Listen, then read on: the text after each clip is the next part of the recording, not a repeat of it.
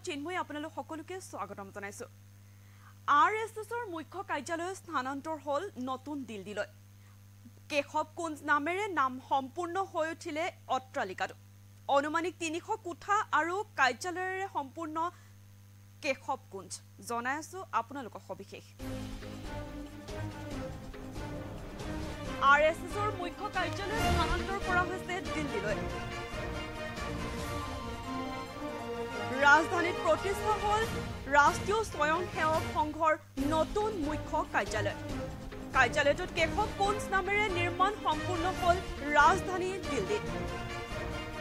এতিয়াৰ পৰা ৰাষ্ট্ৰীয় স্বয়ংসেৱক সংঘৰ প্ৰচাৰকে দিল্লীলৈ গলে থাকিব পাৰিব 12 মহলীয়া অট্টালিকাত। প্ৰায় 3.75 একৰ ভূমিত সম্প্ৰসাৰিত পুনৰ নিৰ্মাণ প্ৰকল্পটো। আনুমানিক 300 কোঠা আৰু কাৰ্যালয়েৰে পৰিপূৰ্ণ কেশৱকুঞ্জ।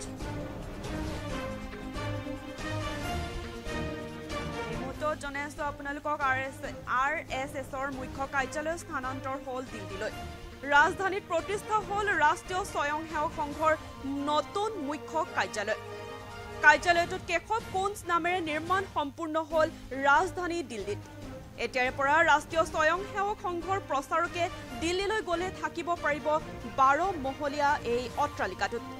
প্ৰায় 3.75 একৰ ভূমিত সম্প্ৰসাৰিত পুনৰ নিৰ্মাণ কেন্দ্ৰটো। আনুমানিক 300 কোঠা আৰু কাৰ্যালয়েৰে পৰিপূৰ্ণ কেশৱকুঞ্জ। অট্টালিকাসমূহক 3টা টাৱাৰত ভাগ কৰা হৈছে। 3টা টাৱাৰে আছে পৃথক নাম: সাধনা, প্ৰেৰণা আৰু অৰ্চনা। এই সামগ্ৰিক প্ৰকল্পটোৰ খৰচ প্ৰায় 150 কোটি টকা। বিশ্ব হিন্দু পৰিষদৰ প্ৰসিদ্ধ নেতা অশোক সিংঘালৰ নামত সজা হৈছে প্ৰেক্ষাগৃহ। জনাই আছো আপোনালোকক 150 কোটি টকা প্ৰকল্পটোত প্ৰায় খৰচ হৈছে।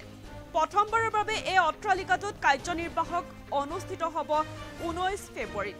দেশৰ কেশৱকুঞ্জৰ 3টা উচ্চ টাৱাৰেৰে আছে বিশেষ বৈশিষ্ট্য। প্ৰতিটো G+12 মহলাই ভিন্ন সুবিধা প্ৰদান কৰিব। সাধনা টাৱাৰে প্ৰশাসনিক কাৰ্যালয় থকা প্ৰাপ্ত কাৰ্যালয় হিচাপে কাম কৰে।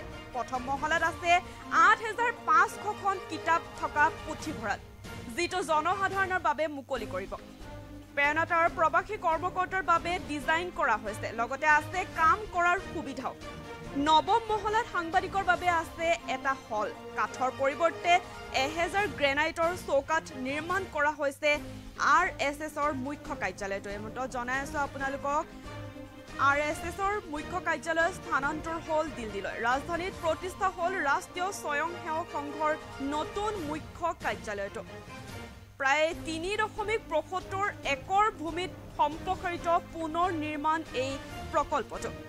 আনুমানিক 300 কোঠা আৰু কাৰ্যালয়েৰে পৰিপূৰ্ণ কেশৱকুঞ্জ।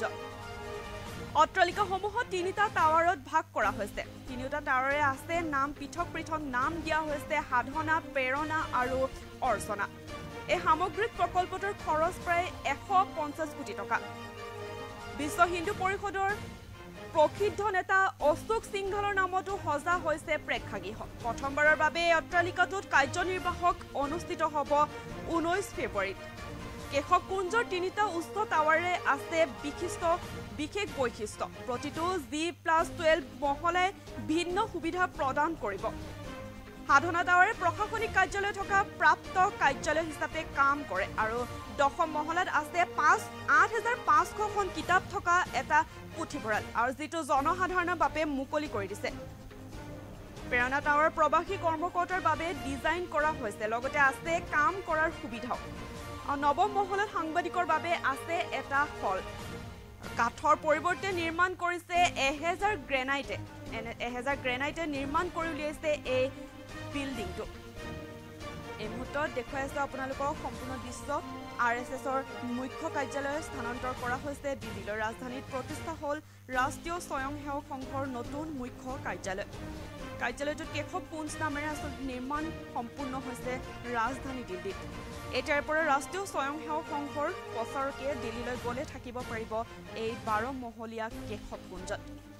প্ৰায় ৩.৭৫ একৰ ভূমিত সম্প্ৰসাৰিত হৈছে পুনৰ নিৰ্মাণ কৰিছে আচলতে প্ৰকল্পটো আনুমানিক ৩০০ কোঠা আৰু কাৰ্যালয়েৰে পৰিপূৰ্ণ এই কেশৱকুঞ্জ